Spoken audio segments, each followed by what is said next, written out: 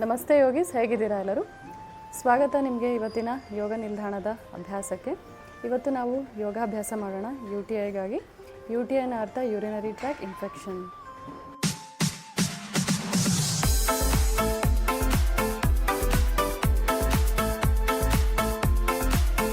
ಇವತ್ತಿನ ವಿಡಿಯೋ ನಾನು 4 ಭಾಗಗಳಾಗಿ ಡಿವೈಡ್ ಮಾಡಿದ್ದೀನಿ. ಮೊದಲನೇ ಭಾಗ ಬಂದ್ಬಿಟ್ಟು ಈ ಒಂದು UTI ಅಂದರೆ ಯೂರಿನರಿ ಟ್ರ್ಯಾಕ್ ಇನ್ಫೆಕ್ಷನ್ ಅಂದರೆ ಏನು, ಇದರ ಒಂದು ಕಾಸಸ್ಗಳೇನು ಮತ್ತು ಸಿಂಪ್ಟಮ್ಸ್ಗಳೇನು, ಅಂದರೆ ಇದರ ಒಂದು ಕಾರಣ ಮತ್ತು ಲಕ್ಷಣಗಳು. ಎರಡನೇ ಪಾರ್ಟಲ್ಲಿ ಯೋಗಾಭ್ಯಾಸಗಳು. ಸೊ ಈ ಒಂದು UTIಗೆ ಸಂಬಂಧಪಟ್ಟಂತಹ ಯೋಗಾಭ್ಯಾಸಗಳನ್ನು ನಾನು ಎರಡನೇ ಪಾರ್ಟಲ್ಲಿ ತಿಳಿಸ್ತೀನಿ. ಮೂರನೇ ಭಾಗದಲ್ಲಿ ಕೆಲವು ಆಯುರ್ವೇದಿಕ್ ಟಿಪ್ಸ್ಗಳನ್ನು ನಾವು ಫಾಲೋ ಮಾಡೋದ್ರಿಂದ ಈ ಒಂದು UTIನ ನಾವು ತಡೆಗಟ್ಬೋದು. ನೆಕ್ಸ್ಟ್ 4ನೇ ಭಾಗದಲ್ಲಿ ಕೆಲವು ಪ್ರಿಕಾಷನ್ಸ್ಗಳನ್ನು ತಗೊಳ್ಳೋದ್ರಿಂದ ಏನಾಗುತ್ತೆ, ಈ ಒಂದು UTI ಆಗಲೆಲ್ಲ ಏನು ರಿಪೀಟ್ ಆಗ್ತಾ ಇರುತ್ತಲ್ಲ, ಈ ಒಂದು UTI ಇನ್ಫೆಕ್ಷನ್ನ ತಡೆಗಟ್ಬೋದು. ಸೊ ಅದನ್ನು ನಾನು 4ನೇ ಪಾರ್ಟಲ್ಲಿ ಡಿಸ್ಕಷನ್ ಮಾಡ್ತೀನಿ. UTI ಬಗ್ಗೆ ನಿಮಗೆ ಇನ್ಫಾರ್ಮೇಷನ್ ಬೇಡ ಅಂತಾದರೆ ನೀವು ಡೈರೆಕ್ಟಾಗಿ ಯೋಗಾಭ್ಯಾಸದ ಸೆಕ್ಷನ್ಗೆ ಹೋಗ್ಬೋದು. ನಾನು ಟೈಮಿಂಗ್ನ ಈ ಒಂದು ಸ್ಕ್ರೀನ್ ಮೇಲೆ ಹಾಕಿರ್ತೀನಿ, ನೀವು ಅದನ್ನು ನೋಡಿಬಿಟ್ಟು ನೀವು ಅಲ್ಲಿಂದ ಯೋಗಾಭ್ಯಾಸ ಸ್ಟಾರ್ಟ್ ಮಾಡ್ಬೋದು. ಬನ್ನಿ ಈಗ ನಾವು ಮೊದಲನೇ ಭಾಗದಿಂದ ಸ್ಟಾರ್ಟ್ ಮಾಡೋಣ. ಮೊದಲನೇದಾಗಿ UTI ಅಂದರೆ ಏನು ಅಂತ ಹೇಳಿಬಿಟ್ಟು ನಾನು ನಿಮಗೆ ತಿಳಿಸ್ತೀನಿ. UTI ಅಂದರೆ ಯೂರಿನರಿ ಟ್ರ್ಯಾಕ್ ಇನ್ಫೆಕ್ಷನ್ ಅಂತ ಹೇಳಿಬಿಟ್ಟು ನೀವು ಈ ಪಿಕ್ಚರಲ್ಲಿ ನೋಡ್ತಾ ಇರ್ಬೋದು. ಇದು ಕಂಪ್ಲೀಟಾಗಿ ಇದನ್ನು ಯೂರಿನರಿ ಸಿಸ್ಟಮ್ ಅಂತ ಹೇಳಿ ಕರೀತಾರೆ. ಈ ಒಂದು ಯೂರಿನರಿ ಸಿಸ್ಟಮಲ್ಲಿ 2 ಕಿಡ್ನಿಗಳಿರುತ್ತೆ ಮತ್ತು 2 ಯೂರೆಟರ್ಸ್ ಅಂತ ಇರುತ್ತೆ ಮತ್ತು ಒಂದು ಯೂರಿನರಿ ಬ್ಲ್ಯಾಡರ್ ಮತ್ತು ಒಂದು ಯುರೆತ್ರಾ ಇರುತ್ತೆ. ಸೊ ಇದಕ್ಕೆ ಯೂರಿನರಿ ಸಿಸ್ಟಮ್ ಅಂತ ಹೇಳಿ ಕರೀತಾರೆ. ಈ ಒಂದು ಯೂರಿನರಿ ಸಿಸ್ಟಮ್ ಏನಿದೆಯಲ್ಲ ಫ್ರೆಂಡ್ಸ್, ಇದು ನಮ್ಮ ದೇಹದಲ್ಲಿ ಇರ್ತಕ್ಕಂತಹ ಕಲುಷಿತ ಅಂಶ ಏನಿದೆಯಲ್ಲ, ಟಾಕ್ಸಿನ್ಸ್ಗಳು ಏನಿದೆಯಲ್ಲ, ನಮ್ಮ ದೇಹದಲ್ಲಿ ಟಾಕ್ಸಿನ್ಸ್ಗಳು ಏನು ರಕ್ತದ ಮೂಲಕ ಏನು ನಮಗೆ ನ್ಯೂಟ್ರಿಷನ್ ಏನು ಸಿಗುತ್ತಲ್ಲ, ಈ ಒಂದು ರಕ್ತದ ಮೂಲಕನೇ ನಮಗೆ ಟಾಕ್ಸಿನ್ಸ್ಗಳು ಏನು ಅಕ್ಯುಮುಲೇಟ್ ಆಗಿರುತ್ತಲ್ಲ, ಈ ಒಂದು ರಕ್ತದಲ್ಲಿ ಇರ್ತಕ್ಕಂತಹ ಟಾಕ್ಸಿನ್ಸ್ಗಳು ಇಂಪ್ಯೂರಿಟೀಸ್ಗಳನ್ನು ಏನು ಮಾಡುತ್ತೆ, ಈ ಒಂದು ಯೂರಿನರಿ ಸಿಸ್ಟಮ್ ಏನಿದೆಯಲ್ಲ ಇದು ಕ್ಲೆನ್ಸ್ ಮಾಡುತ್ತೆ. ಅಂದರೆ ನಾವು ಯಾವುದೇ ಆಹಾರನ ನಾವು ಕಲುಷಿತವಾದಂತಹ ಆಹಾರ ಯಾವುದೇ ನಾವು ತಗೊಳ್ಳಿ, ನಮ್ಮ ಕಿಡ್ನಿಗಳು ಏನು ಮಾಡುತ್ತೆ, ಪ್ಯೂರಿಫೈ ಮಾಡುತ್ತೆ ಅದನ್ನು. ಸೊ ಪ್ಯೂರಿಫೈ ಮಾಡಿಬಿಟ್ಟು ಅದನ್ನು ಮೂತ್ರದ ಮುಖಾಂತರ ಏನು ಮಾಡುತ್ತೆ, ನಮ್ಮ ದೇಹದಿಂದ ಹೊರ ಹಾಕುತ್ತೆ. ಸೊ ಏನು ಮಾಡುತ್ತೆ, ನಮ್ಮ ಕಿಡ್ನಿಗಳು ಏನು ಮಾಡುತ್ತೆ, ಫಿಲ್ಟ್ರೇಷನ್ ಕೆಲಸ ಮಾಡುತ್ತೆ ಅಂತಲೇ ಹೇಳ್ಬೋದು. ಸೊ ಈ ಇನ್ಫೆಕ್ಷನ್ ಏನಿದೆಯಲ್ಲ, ಯೂರಿನರಿ ಟ್ರ್ಯಾಕ್ ಇನ್ಫೆಕ್ಷನ್ ಯಾವಾಗ ಆಗುತ್ತೆ ಅಂತ ಅಂದರೆ, ಈ ಒಂದು ಯೂರಿನರಿ ಸಿಸ್ಟಮಲ್ಲಿ ಯಾವಾಗ ಇನ್ಫೆಕ್ಷನ್ ಆಗುತ್ತೆ, ಬ್ಯಾಕ್ಟೀರಿಯಾದಿಂದ ಇನ್ಫೆಕ್ಷನ್ ಆಗುತ್ತಲ್ಲ, ಆವಾಗ ಏನಾಗುತ್ತೆ, ಹಲವಾರು ಸಿಂಪ್ಟಮ್ಸ್ಗಳು ಲಕ್ಷಣಗಳು ಕಾಣಿಸ್ಕೊಳ್ಳುತ್ತೆ. ಈ ಒಂದು ಯೂರಿನರಿ ಸಿಸ್ಟಮಲ್ಲಿ ಮೇನಾಗಿ ಈ ಕೊಲೈ ಅಂತ ಹೇಳಿಬಿಟ್ಟು ಈ ಒಂದು ಬ್ಯಾಕ್ಟೀರಿಯಾದಿಂದಲೇ ಈ ಒಂದು ಇನ್ಫೆಕ್ಷನ್, ಯೂರಿನರಿ ಸಿಸ್ಟಮ್ನ ಒಂದು ಇನ್ಫೆಕ್ಷನ್ ಸ್ಟಾರ್ಟ್ ಆಗುತ್ತೆ. ಸಾಮಾನ್ಯವಾಗಿ ಈ ಒಂದು UTI ಏನಿದೆಯಲ್ಲ ಫ್ರೆಂಡ್ಸ್, ಯೂರಿನರಿ ಟ್ರ್ಯಾಕ್ ಇನ್ಫೆಕ್ಷನ್ 2 ಜೆಂಡರಲ್ಲಿ ಕೂಡ ಕಾಣಿಸ್ಕೊಳ್ಳುತ್ತೆ. ಅಂದರೆ ಮೇಲಲ್ಲಿ ಮತ್ತು ಫೀಮೇಲಲ್ಲಿ 2 ಜೆಂಡರಲ್ಲಿ ಕೂಡ ಕಾಣಿಸ್ಕೊಳ್ಳುತ್ತೆ. ಬಟ್ ಮೇಯ್ನಾಗಿ ಇದು ಫೀಮೇಲಲ್ಲಿ, ಮಹಿಳೆಯರಲ್ಲಿ ತುಂಬ ಸಾಮಾನ್ಯವಾಗಿ ಕಾಣಿಸ್ಕೊಳ್ಳುತ್ತೆ. ಏಕೆಂದರೆ ಒಂದು ಯೂರಿನ್ ಪಾಸ್ ಮಾಡ್ತಕ್ಕಂತಹ ಜಾಗ ಅದು ಯುರೆತ್ರಾ, ನೀವು ಈ ಪಿಕ್ಚರಲ್ಲಿ ನೋಡ್ತಾ ಇರ್ಬೋದು. ಇದು ಮೇಲ್ಗೆ ಕಂಪೇರ್ ಮಾಡಿದ್ರೆ ಫಿಮೇಲಲ್ಲಿ ಇದು ತುಂಬ ಚಿಕ್ಕದು ಇರೋದ್ರಿಂದ ಮಹಿಳೆಯರಲ್ಲಿ ಈ ಒಂದು UTIನ ಇನ್ಫೆಕ್ಷನ್ ತುಂಬ ಸಾಮಾನ್ಯವಾಗಿ ಕಾಣಿಸ್ಕೊಳ್ಳುತ್ತೆ. UTIನ ಲಕ್ಷಣಗಳನ್ನು ನಾನು ನಿಮಗೆ ಈಗ ತಿಳಿಸ್ತೀನಿ. ಮೊದಲನೆಯ ಲಕ್ಷಣ ಬಂದುಬಿಟ್ಟು ಅದು ಉರಿ ಮೂತ್ರ ಅಂತ ಹೇಳ್ಬೋದು. ಯಾವಾಗ ಯೂರಿನ್ ಪಾಸ್ ಮಾಡ್ತೀವಲ್ಲ ಆವಾಗ ಒಂದು ನೋವಿನ ಅನುಭವ ಮತ್ತು ಉರಿಯ ಅನುಭವ ಆಗುತ್ತೆ. ಎರಡನೆಯ ಲಕ್ಷಣ ಬಂದುಬಿಟ್ಟು ಫ್ರೀಕ್ವೆಂಟ್ ಯೂರಿನೇಷನ್ ಅಂತ ಹೇಳ್ಬಿಟ್ಟು. ಫ್ರೀಕ್ವೆಂಟ್ ಯೂರಿನೇಷನ್ ಅಂತ ಅಂದರೆ ನಮಗೆ ಪದೇ ಪದೇ ಯೂರಿನ್ ಏನಾಗುತ್ತೆ, ಪಾಸ್ ಮಾಡಬೇಕು ಅಂಥೇಳಿ ಅನಿಸುತ್ತೆ. ಮತ್ತು ಪಾಸ್ ಮಾಡಲಿಕ್ಕೆ ಹೋದಾಗ ಅದು ಡ್ರಾಪ್ ಬೈ ಡ್ರಾಪ್ ಅಷ್ಟೇ ಪಾಸ್ ಆಗುತ್ತೆ. ಇದು ಎರಡನೆಯ ಸಿಂಪ್ಟಮ್. ಮೂರನೆಯ ಸಿಂಪ್ಟಮ್ ಬಂದುಬಿಟ್ಟು ಈ ಒಂದು ಮೂತ್ರ ಏನಿರುತ್ತಲ್ಲ ಫ್ರೆಂಡ್ಸ್, ಪಾಸ್ ಮಾಡುವಾಗ ಏನಾಗುತ್ತೆ, ಒಂದು ಅನ್ಪ್ಲೆಸೆಂಟ್ ಓಡರ್ ಇರುತ್ತೆ. ಅಂದರೆ ಸ್ಮೆಲ್ ಇರ್ತಕ್ಕಂತಹ ಯೂರಿನ್ ಏನಾಗುತ್ತೆ, ಅದು ಪಾಸ್ ಆಗುತ್ತೆ. ಇದು ಏನಾಗುತ್ತೆ ಅದರ ಕಲರ್ ಏನಿರುತ್ತಲ್ಲ ಅದು ಡಾರ್ಕ್ ಇರ್ತಕ್ಕಂತಹ ಯೆಲ್ಲೋ ಇರ್ತಕ್ಕಂತಹ ಯೂರಿನ್ ಆಗಿರ್ಬೋದು. ಈ ಒಂದು UTI ಇನ್ಫೆಕ್ಷನ್ ಏನಿದೆಯಲ್ಲ ಫ್ರೆಂಡ್ಸ್, ಇದು ಲಾಂಗ್ ಟರ್ಮ್ ತನಕ ಅಂದರೆ ದೀರ್ಘಾವಧಿ ತನಕ ನಮ್ಮ ದೇಹದಲ್ಲಿ ಕಾಣಿಸ್ಕೊಂಡ್ರೆ ಏನಾಗುತ್ತೆ, ಈ ಒಂದು ಇನ್ಫೆಕ್ಷನ್ ಏನಿದೆಯಲ್ಲ ಇದು ಕಿಡ್ನಿ ತನಕ ಕೂಡ ಸ್ಪ್ರೆಡ್ ಆಗಿಬಿಟ್ಟು ಜ್ವರ ಮತ್ತು ಚಿಲ್ಸ್ ಅಂತ ಹೇಳಿ ಕರಿತೀವಿ. ಅಂದರೆ ಚಳಿ ಮತ್ತು ಜ್ವರ, ಈ ಒಂದು ಕಂಡೀಷನ್ ಕೂಡ ಈ ಒಂದು UTIಯಲ್ಲಿ ಕಾಣಿಸ್ಕೋಬೋದು. ಮುಂದಿನ ಲಕ್ಷಣ ಬಂದುಬಿಟ್ಟು ಫ್ರೆಂಡ್ಸ್, ಈ ಒಂದು UTI ಇನ್ಫೆಕ್ಷನ್ ಆದಾಗ ಏನಾಗುತ್ತೆ, ನಮಗೆ ಯೂರಿನರಿ ಇನ್ಕಂಟಿನ್ಯೂಸಿ ಅಂತ ಹೇಳಿ ಕರಿತೀವಿ. ಅಂದರೆ ನಾವು ಯಾವಾಗ ಸಡನ್ನಾಗಿ ನಾವು ಯಾವಾಗ ಜಂಪ್ ಮಾಡಿದಾಗ ಮತ್ತು ನಾವು ನಕ್ಕಾಗ ಮತ್ತು ಸೀನ್ದಾಗ ಏನಾಗುತ್ತೆ, ನಮಗೆ ಗೊತ್ತಿಲ್ಲದಂಗೆ ಯೂರಿನ್ ಏನಿದೆಯಲ್ಲ ಅದು ಲೀಕೇಜ್ ಆಗಲಿಕ್ಕೆ ಸ್ಟಾರ್ಟ್ ಆಗೋಗುತ್ತೆ. ಸೊ ಇದು ಕೂಡ ಒಂದು ಮುಖ್ಯವಾದಂತಹ ಲಕ್ಷಣ ಅಂತ ಹೇಳ್ಬೋದು. ಮುಂದಿನ ಲಕ್ಷಣ ಬಂದುಬಿಟ್ಟು ಫ್ರೆಂಡ್ಸ್, ಅದು ಪೇನ್ ಡ್ಯೂರಿಂಗ್ ಸೆಕ್ಷುವಲ್ ಇಂಟರ್ಕೋರ್ಸ್ ಅಂತ ಹೇಳ್ಬಿಟ್ಟು. ಸೊ ಸಂಭೋಗ ಮಾಡುವಾಗ ಏನಾಗುತ್ತೆ, ಪೇನ್ ಆಗಲಿಕ್ಕೆ ಸ್ಟಾರ್ಟ್ ಆಗುತ್ತೆ. ಇದು ಕೂಡ ಒಂದು ಪ್ರಮುಖವಾದಂತಹ ಲಕ್ಷಣ. ನೆಕ್ಸ್ಟ್ ಲಕ್ಷಣ ಬಂದುಬಿಟ್ಟು ಫ್ರೆಂಡ್ಸ್, ಇದು ತುಂಬ ಸಾಮಾನ್ಯವಾಗಿ ಕಾಣಿಸ್ಕೊಳ್ಳೋದು. ಇದು ಏನಂತ ಅಂದರೆ ನಮ್ಮ ಲೋಯರ್ ಬ್ಯಾಕ್ ಅಂದರೆ ನಮ್ಮ ಬೆನ್ನು ಹಿಂದ್ಗಡೆಗೆ, ಎಸ್ಪೆಷಲಿ ನಮ್ಮ ಸೈಡ್ಸಲ್ಲಿ ಏನಾಗುತ್ತೆ, ನೋವು ಬರಲಿಕ್ಕೆ ಸ್ಟಾರ್ಟ್ ಆಗೋಗುತ್ತೆ. ಸೊ ಇದು ಕೂಡ ಒಂದು ಮುಖ್ಯವಾದಂತಹ ಲಕ್ಷಣ ಅಂತ ಹೇಳ್ಬೋದು. ಬನ್ನಿ ಇವಾಗ ನಾವು UTIನ ಕಾರಣಗಳು, ಕಾಸಸ್ಗಳನ್ನು ನಾನು ನಿಮಗೀಗ ತಿಳಿಸ್ತೀನಿ. ಮೊದಲನೆಯ ಕಾರಣ ಬಂದುಬಿಟ್ಟು ನಾನು ಮೊದಲೇ ಹೇಳಿದಾಗೆ ಈ ಕೋಲೈ ಬ್ಯಾಕ್ಟೀರಿಯಾದಿಂದ ಈ ಒಂದು ಯುರಿನರಿ ಟ್ರ್ಯಾಕ್ ಇನ್ಫೆಕ್ಷನ್ ಏನಿದೆಯಲ್ಲ ಇದು ಆಗುತ್ತೆ ಅಂತ ಹೇಳ್ಬಿಟ್ಟು. ಸೊ ಹಾಗಾದರೆ ಈ ಒಂದು ಈ ಕೋಲೈ ಎಲ್ಲಿಂದ ನಮಗೆ ಸ್ಪ್ರೆಡ್ ಆಗುತ್ತೆ ಅಂತ ಅಂದರೆ, ಅದು ಮೊದಲನೇದಾಗಿ ಪಬ್ಲಿಕ್ ಟಾಯ್ಲೆಟ್ಸ್ಗಳನ್ನು ನಾವು ಯಾವಾಗ ಯೂಸ್ ಮಾಡ್ತೀವಲ್ಲ ಆವಾಗ ಸ್ಪ್ರೆಡ್ ಆಗ್ತಕ್ಕಂತಹ ಚಾನ್ಸಸ್ ಇರುತ್ತೆ. ಮತ್ತು ಎರಡನೆಯ ಕಾಸ್ ಬಂದುಬಿಟ್ಟು ಅದು ಪ್ರೆಗ್ನೆನ್ಸಿ ಮತ್ತು ಚೈಲ್ಡ್ ಬರ್ತ್ ಆಗಿರ್ತಕ್ಕಂತಹ ಮಹಿಳೆಯರಲ್ಲಿ ಕೂಡ ಈ ಒಂದು UTI ಏನಿದೆಯಲ್ಲ ಇದು ಜಾಸ್ತಿ ಆಗಲಿಕ್ಕೆ ಚಾನ್ಸಸ್ ಇದೆ. ಮೂರನೆಯ ಕಾರಣ ಬಂದುಬಿಟ್ಟು ಅದು ಯಾವಾಗ ಮೆನೋಪಾಸ್ ಆಗುತ್ತಲ್ಲ ಮಹಿಳೆಯರಲ್ಲಿ, ಆವಾಗ ಕೂಡ ಈ ಒಂದು UTI ಸ್ಪ್ರೆಡ್ ಆಗ್ಬೋದು. ಮತ್ತು ನಾಲ್ಕನೇ ಕಾರಣ ಬಂದುಬಿಟ್ಟು ಫ್ರೆಂಡ್ಸ್ ಏನಂದರೆ, ನಾವು ಯಾವಾಗ ಯೂರಿನ್ ಏನಿದೆಯಲ್ಲ ಮೂತ್ರನ ನಾವು ಯಾವಾಗ ಲಾಂಗ್ ಟರ್ಮ್ ತನಕ ನಾವು ಹೋಲ್ಡ್ ಮಾಡ್ತೀವಿ, ಅಂದರೆ ನಾವು ಯೂರಿನ್ ಪಾಸ್ ಮಾಡಲಿಕ್ಕೆ ಹೋಗೋದಿಲ್ಲಲ್ಲ, ನಾವು ಯೂರಿನ್ ಯಾವಾಗ ತಡೆಗಟ್ತೀವಲ್ಲ ಪಾಸ್ ಮಾಡೋದನ್ನು, ಆವಾಗ ಕೂಡ ಈ ಒಂದು UTI ಇನ್ಫೆಕ್ಷನ್ ಏನಿದೆಯಲ್ಲ ಸ್ಪ್ರೆಡ್ ಆಗೋ ಚಾನ್ಸಸ್ ಇರುತ್ತೆ. ಈವನ್ ಡಯಾಬಿಟೀಸ್ ಏನಿರುತ್ತಲ್ಲ ಅವರಲ್ಲಿ ಕೂಡ ಈ ಒಂದು UTI ಇದೆಯಲ್ಲ ಇದು ಕಾಮನ್ ಆಗಿ ಕಾಣಿಸ್ಕೊಳ್ಳುತ್ತೆ. ಮತ್ತು ಕಿಡ್ನಿಗೆ ಸಂಬಂಧಪಟ್ಟಂತಹ ಅಂದರೆ ಕಿಡ್ನಿ ಸ್ಟೋನ್ಸ್ ತೊಂದರೆ ಇರ್ತಕ್ಕಂತಹ ಪೇಷಂಟ್ಸ್ಗಳಲ್ಲಿ ಕೂಡ ಈ ಒಂದು UTI ಏನಿದೆಯಲ್ಲ ಇದು ಕಾಣಿಸ್ಕೊಳ್ಳುತ್ತೆ.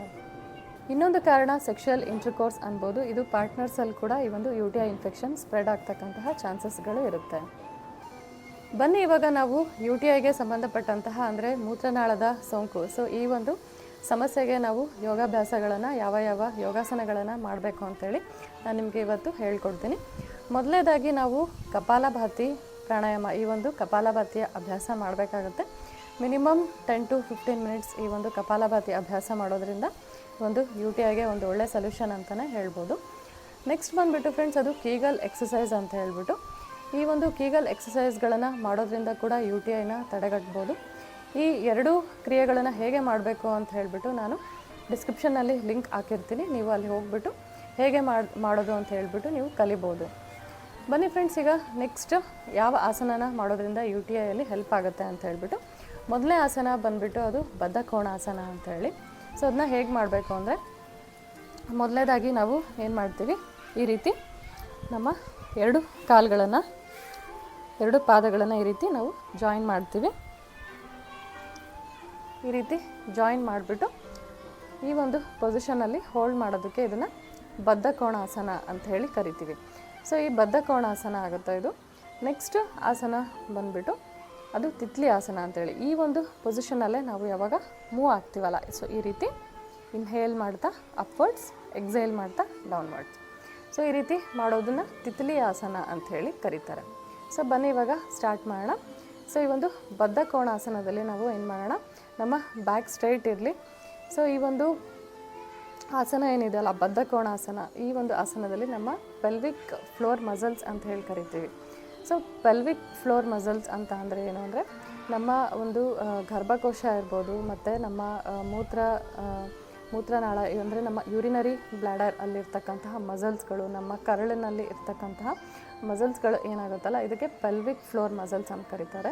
ಈ ಒಂದು ಎಕ್ಸಸೈಸ್ಗಳನ್ನು ಮಾಡೋದ್ರಿಂದ ಏನಾಗುತ್ತೆ, ನಮ್ಮ ಪೆಲ್ವಿಕ್ ಫ್ಲೋರ್ ಮಸಲ್ಸ್ ಸ್ಟ್ರೆಂಥನ್ ಆಗುತ್ತೆ, ಸ್ಟ್ರಾಂಗ್ ಆಗುತ್ತೆ. ಸೊ ಹಾಗಾಗಿ ಈ ಒಂದು ಆಸನಗಳು ಡೆಫಿನೆಟಾಗಿ UTIಯಲ್ಲಿ ಹೆಲ್ಪ್ ಆಗುತ್ತೆ. ಸೊ ಬನ್ನಿ ಇವಾಗ ನಾವು ಬದ್ಧ ಕೋಣಾಸನದಲ್ಲಿ ಒಂದು ಡೀಪ್ ಬ್ರೀತ್ ಇನ್ ಮಾಡೋಣ. ಸೊ ನಾವು ಈ ರೀತಿ ಯಾವ ಕಾರಣಕ್ಕೂ ಬೆಂಡ್ ಆಗಬೇಡಿ. ಸೊ ಈ ರೀತಿ ಬ್ಯಾಕ್ ಸ್ಟ್ರೈಟ್ ಇರಲಿ. ಓಕೆ, ಸೊ ಈ ಒಂದು ಪೊಸಿಷನಲ್ಲಿ ಡೀಪ್ ಬ್ರೀತ್ ಇನ್ ಮಾಡೋಣ.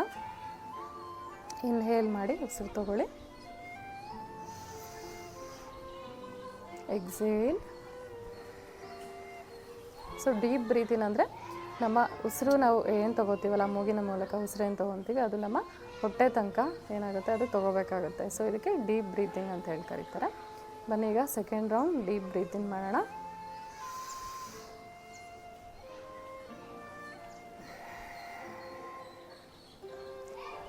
ರಿಲ್ಯಾಕ್ಸ್. ಸೊ ಈ ಒಂದು ಪೊಸಿಷನಲ್ಲೇ ನಾವು ತಿತ್ಲಿ ಆಸನ ಮಾಡೋಣ. ಅದು ಬಟರ್ಫ್ಲೈ ಪೋಸ್. ಈ ರೀತಿ ನಾವು ಇನ್ಹೇಲ್ ಮಾಡ್ತಾ ನಮ್ಮ 2 ಕಾಲುಗಳನ್ನು ಮೇಲೆ ತಗೋತೀವಿ, ಎಕ್ಸೇಲ್ ಮಾಡ್ತಾ downwards. Okay, inhale, exhale. Last 3 rounds. Inhale, exhale.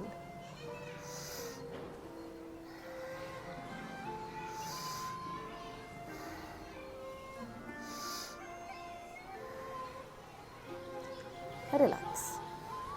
ಬನ್ನಿ ಇವಾಗ ನಾವು ಮುಂದಿನ ಆಸನ ಮಾಡೋಣ. ಅದು ಅರ್ಧ ಮತ್ಸ್ಯೇಂದ್ರ ಆಸನ ಅಂತ ಹೇಳ್ಬಿಟ್ಟು.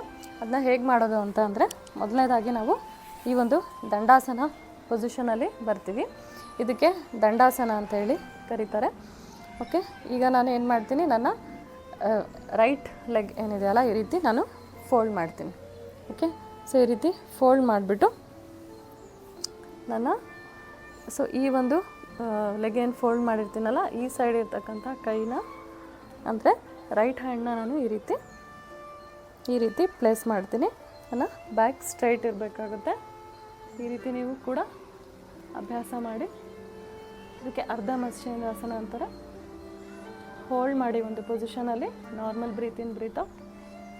1 2 3 4 5. ಮತ್ತು ಇನ್ಹೇಲ್ ಮಾಡಿ ಉಸಿರು ತಗೊಳ್ಳಿ, ಎಕ್ಸೇಲ್ ಮಾಡ್ತಾ ವಾಪಸ್ ದಂಡಾಸನ ಪೊಸಿಷನ್. ಬನ್ನಿ ಈಗ ಅಪೋಸಿಟ್ ಡೈರೆಕ್ಷನ್ ಮಾಡೋಣ. ಈಗ ನಾನು ಲೆಫ್ಟ್ ಲೆಗ್ನ ಈ ರೀತಿ ಫೋಲ್ಡ್ ಮಾಡ್ತೀನಿ. ನೆಕ್ಸ್ಟು ಈ ರೀತಿ ನನ್ನ ಕೈಗಳಿಂದ ಈ ರೀತಿ ನನ್ನ ನೀನ ಈ ರೀತಿ ಪುಷ್ ಮಾಡ್ತೀನಿ. ನೆಕ್ಸ್ಟು ನನ್ನ ಕಾಲುಗಳು ಸ್ಟ್ರೈಟ್ ಇರಲಿ, ನನ್ನ ಕಾಲುಗಳು. ಸೊ ಈ ಒಂದು ರೈಟ್ ಲೆಗ್ ಏನಿದೆಯಲ್ಲ ಇದು ಆ್ಯಕ್ಟಿವ್ ಇರಲಿ. ಓಕೆ, ಈ ಒಂದು ಪೊಸಿಷನಲ್ಲಿ ಹೋಲ್ಡ್ ಮಾಡೋಣ. Normal breathe in, breathe out ಮಾಡಿ. 1 2 3 4 5. ಮತ್ತು ಇನ್ಹೇಲ್ ಮಾಡಿ ಉಸಿರು ತಗೊಳ್ಳಿ, ಎಕ್ಸೇಲ್ ಮಾಡ್ತಾ ವಾಪಸ್. ಬನ್ನಿ ಈಗ ನಾವು ನೆಕ್ಸ್ಟ್ ಆಸನ ಮಾಡೋಣ. ಅದು ಸೇತುಬಂಧಾಸನ ಅಂಥೇಳಿ, ಬ್ರಿಡ್ಜ್ ಪೋಸ್. ಸೊ ಅದನ್ನ ಮಾಡಲಿಕ್ಕೆ ನಾವು ಈ ರೀತಿ ಮೊದಲನೇದಾಗಿ ನಮ್ಮ ಬೆನ್ನ ಮೇಲೆ ಈ ರೀತಿ ಮಲ್ಕೋಬೇಕಾಗತ್ತೆ. ನಂತರ ನಮ್ಮ 2 ಕಾಲುಗಳನ್ನು ಈ ರೀತಿ ಫೋಲ್ಡ್ ಮಾಡೋಣ. ನಮ್ಮ ಬೆರಳಿನ, ಸೊ ಕೈಯ ಬೆರಳಿನ ಎಷ್ಟು ಡಿಸ್ಟೆನ್ಸ್ ಇದೆ ಅಲ್ಲ ಅದು ನೋಟ್ ಮಾಡ್ಕೊಳ್ಳಿ. ಅಷ್ಟು ಡಿಸ್ಟೆನ್ಸ್ ಅಷ್ಟು ನಿಮ್ಮ ಕಾಲುಗಳ ಒಂದು ಡಿಸ್ಟೆನ್ಸ್ ಇರಲಿ. ಮತ್ತು ನಮ್ಮ ಶೋಲ್ಡರ್ ಡಿಸ್ಟೆನ್ಸ್ ಅಷ್ಟು ನಮ್ಮ ಕಾಲುಗಳ ಡಿಸ್ಟೆನ್ಸ್ ಇರಲಿ, ಓಪನ್ ಇರಲಿ. ನೆಕ್ಸ್ಟು ನಾವೇನು ಮಾಡ್ತೀವಿ, ಉಸಿರು ತಗೋತಾ ಈ ರೀತಿ ಲಿಫ್ಟ್ ಮಾಡ್ತೀವಿ. ಓಕೆ, ಈ ರೀತಿ ಲಿಫ್ಟ್ ಮಾಡ್ತೀವಿ. ಉಸಿರು ಬಿಡ್ತಾ ಈ ರೀತಿ ಕೆಳಗೆ ಬರ್ತೀವಿ. ಸೊ ಈ ರೀತಿ ನಮ್ಮ ಹಿಪ್ ಮೂಮೆಂಟ್ಸ್ ಮಾಡ್ತೀವಿ. ಸೊ ಬನ್ನಿ ಇವಾಗ 3 ರೌಂಡ್ಸ್ ಮಾಡೋಣ. Inhale upwards, exhale down. Inhale, exhale, inhale, exhale, relax. So ಈ ಆಸನ ಕೂಡ ಏನಾಗುತ್ತೆ, ಒಳ್ಳೆಯ ಒಂದು ನಮ್ಮ ಪೆಲ್ವಿಕ್ ಫ್ಲೋರ್ ಮಸಲ್ಸ್ಗಳನ್ನು ಏನು ಮಾಡುತ್ತೆ, ಸ್ಟ್ರೆಂಥನಿಂಗ್ ಮಾಡುತ್ತೆ. ಸೊ ಇದು ಕೂಡ ಒಂದು ಒಳ್ಳೆಯ ಆಸನ ಅಂತ ಹೇಳ್ಬೋದು. ಬನ್ನಿ ಈಗ ನಾವು ನೆಕ್ಸ್ಟ್ ಆಸನಗೆ ಮೂವ್ ಆಗೋಣ. ಈ ಒಂದು ಆಸನ ಮಾಡಲಿಕ್ಕೆ ನಮಗೆ ಬ್ಲಾಕ್ ಬೇಕಾಗುತ್ತೆ. ಸೊ ನನ್ನ ಹತ್ರ ಇಲ್ಲಿ ಯೋಗ ಬ್ಲಾಕ್ ಇದೆ. ಸೊ ಈ ಒಂದು ಬ್ಲಾಕ್ ಯೂಸ್ ಮಾಡಿ ನಾನು ಏನು ಮಾಡ್ತೀನಿ, ಈ ರೀತಿ ನನ್ನ ನೀಸ್ ಏನಿದೆ ಅಲ್ಲ, ನನ್ನ ಮಂಡಿಗಳ ಮಧ್ಯ ಏನಿದೆ ಅಲ್ಲ, ಸೊ ಈ ಒಂದು ಬ್ಲಾಕ್ನ ನಾನು ಪ್ಲೇಸ್ ಮಾಡ್ತೀನಿ. ಮತ್ತು ಈ ಒಂದು ಪೊಸಿಷನಲ್ಲಿ ಹೋಲ್ಡ್ ಮಾಡ್ತೀನಿ. ನೆಕ್ಸ್ಟ್ ಏನು ಮಾಡಬೇಕಾಗುತ್ತೆ, ಇಲ್ಲಿ ಈ ರೀತಿ ಕಾಲುಗಳನ್ನು ಮೇಲೆ ಎತ್ಬಿಟ್ಟು ಇದನ್ನು ಸ್ಕ್ವೀಸ್ ಮಾಡಬೇಕಾಗುತ್ತೆ. ಸೊ ಈ ಬ್ಲಾಕ್ನ ಎಷ್ಟು ಸಾಧ್ಯ ಆಗುತ್ತೋ ಅಷ್ಟು ಸ್ಕ್ವೀಸ್ ಮಾಡಿ ಈ ರೀತಿ, ಮತ್ತು ರಿಲೀಸ್ ಮಾಡಿ. Inhale, squeeze, exhale, relax. Inhale, exhale. So ಈ ರೀತಿ ಸ್ಕ್ವೀಸ್ ಮಾಡೋದ್ರಿಂದ ಕೂಡ ಏನಾಗುತ್ತೆ, ನಮ್ಮ ಪೆಲ್ವಿಕ್ ಫ್ಲೋರ್ ಮಸಲ್ಸ್ಗಳು ಸ್ಟ್ರೆಂಥನ್ ಆಗುತ್ತೆ. ಓಕೆ, ಈ ರೀತಿ ನೀವು ಇದನ್ನು 10 ಟೈಮ್ಸ್ ನೀವು ಮನೆಯಲ್ಲಿ ರಿಪೀಟ್ ಮಾಡಿ. ನೆಕ್ಸ್ಟ್ ಈ ಒಂದು ಪೊಸಿಷನಲ್ಲೇ ನಾವು ಈ ರೀತಿ ಹೋಲ್ಡ್ ಮಾಡೋಣ. ಓಕೆ, 10 ಸೆಕೆಂಡ್ಸ್ ಹೋಲ್ಡ್ ಮಾಡೋಣ. 1 2 3 4 5 6. Normal breathe in, breathe out ಮಾಡಿ. 7 8 9 10. Inhale, exhale, relax. ಬನ್ನಿ ಈಗ ನಾವು ನೆಕ್ಸ್ಟ್ ಆಸನ ಮಾಡೋಣ. ಇದಕ್ಕೆ ನಮಗೆ ಬೆಲ್ಟ್ ಬೇಕಾಗುತ್ತೆ. ಈ ಒಂದು ಆಸನ ಮಾಡಲಿಕ್ಕೆ ನಾವು ಬೆಲ್ಟ್ ಯೂಸ್ ಮಾಡ್ಕೋಬೋದು. ಸೊ ಈ ರೀತಿ ನಮ್ಮ 2 ಕಾಲುಗಳನ್ನು ನಾವು ಲಿಫ್ಟ್ ಮಾಡಬೇಕಾಗತ್ತೆ. ಈ ರೀತಿ ಬೆಲ್ಟ್ ಸಪೋರ್ಟಿಂದ ಲಿಫ್ಟ್ ಮಾಡ್ಬೋದು. ಮನೆ ಒಂದು ಪೊಸಿಷನಲ್ಲಿ ಹೋಲ್ಡ್ ಮಾಡೋಣ.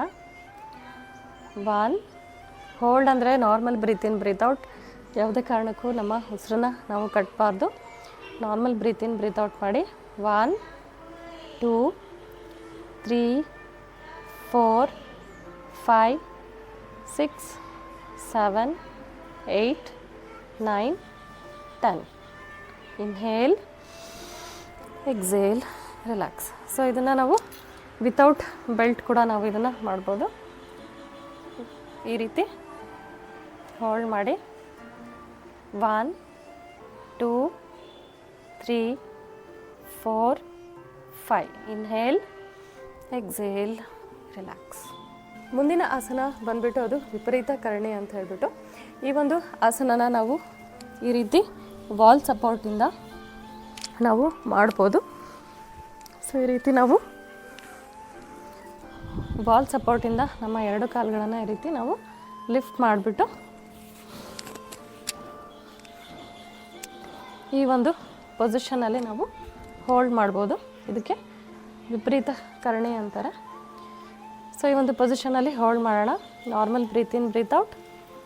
1 2 3 4 5. ರಿಲ್ಯಾಕ್ಸ್. ಇನ್ಹೇಲ್, ಎಕ್ಸೇಲ್, ಸ್ಲೋ ಆಗಿ ಮತ್ತೆ ವಾಪಸ್ ಬನ್ನಿ.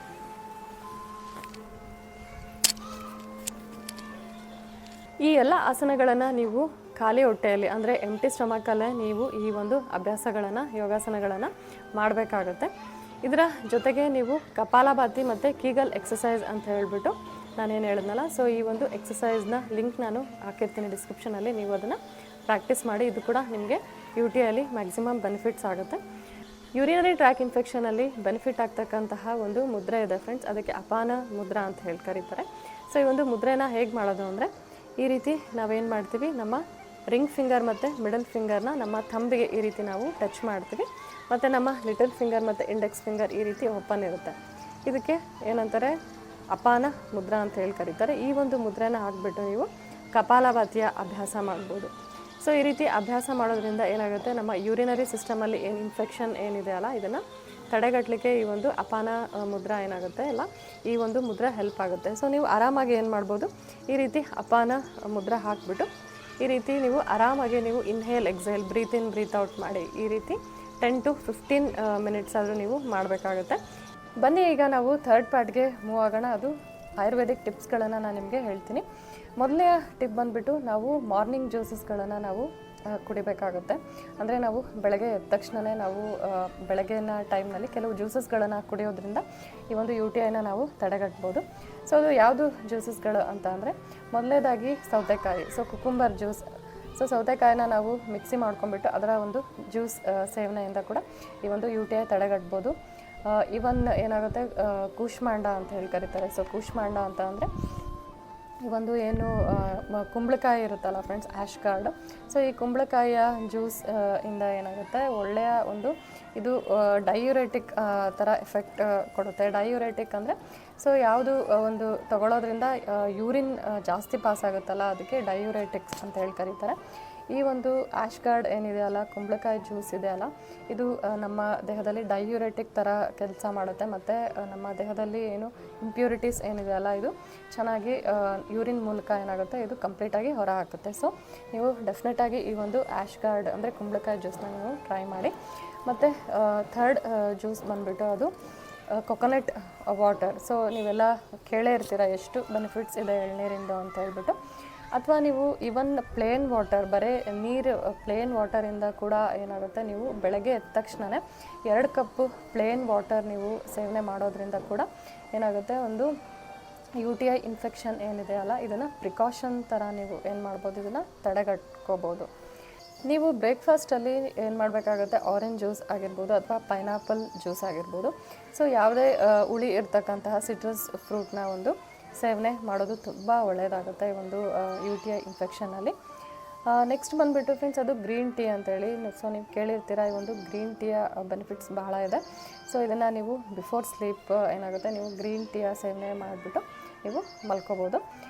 ಫ್ರೆಂಡ್ಸ್, ನೀವು ಪ್ರೋಬಯೋಟಿಕ್ ಅಂತ ಹೇಳಿಬಿಟ್ಟು ನೀವು ಕೇಳೇ ಇರ್ತೀರ. ಸೊ ಎದರಲ್ಲಿರುತ್ತೆ ಈ ಒಂದು ಪ್ರೋಬಯೋಟಿಕ್ ಅಂತಂದರೆ, ಅದು ಮಜ್ಜಿಗೆಯಲ್ಲಿ ಮತ್ತು ಮೊಸರಲ್ಲಿ ಒಂದು ಪ್ರೋಬಯೋಟಿಕ್ ಇರೋದ್ರಿಂದ ನಮ್ಮ ಒಂದು ಇಂಟೆಸ್ಟೈನ್ನ ಹೆಲ್ತಿಗೆ ಕೂಡ ತುಂಬ ಒಳ್ಳೆಯದು. ಮತ್ತು ಇದು UTI ಇನ್ಫೆಕ್ಷನ್ಗೆ ಕೂಡ ಈ ಒಂದು ಪ್ರೋಬಯೋಟಿಕ್ಸ್ ಅಂದರೆ ಒಂದು ಮಜ್ಜಿಗೆ ಆಗಿರ್ಬೋದು ಅಥವಾ ಮೊಸರಾಗಿರ್ಬೋದು, ಇದು ತುಂಬ ಹೆಲ್ಪ್ ಆಗುತ್ತೆ. ಮತ್ತು ನಿಮ್ಮ ಒಂದು ಆಹಾರದಲ್ಲಿ ನೀವು ಗಾರ್ಲಿಕ್ ಅಂದರೆ ಬೆಳ್ಳುಳ್ಳಿ ಮತ್ತು ಬಾಳೆಹಣ್ಣು ಬನಾನಾ, ಸೊ ಈ ಎರಡು ವಸ್ತುಗಳನ್ನು ನಿಮ್ಮ ಡಯಟಲ್ಲಿ ನೀವು ಇನ್ಕ್ಲೂಡ್ ಮಾಡಿ, ಇದು ಕೂಡ ನಿಮ್ಮ UTI ಪ್ರಾಬ್ಲಮ್ಗೆ ತುಂಬಾ ಬೆನಿಫಿಟ್ ಅಂತಲೇ ಹೇಳ್ಬೋದು.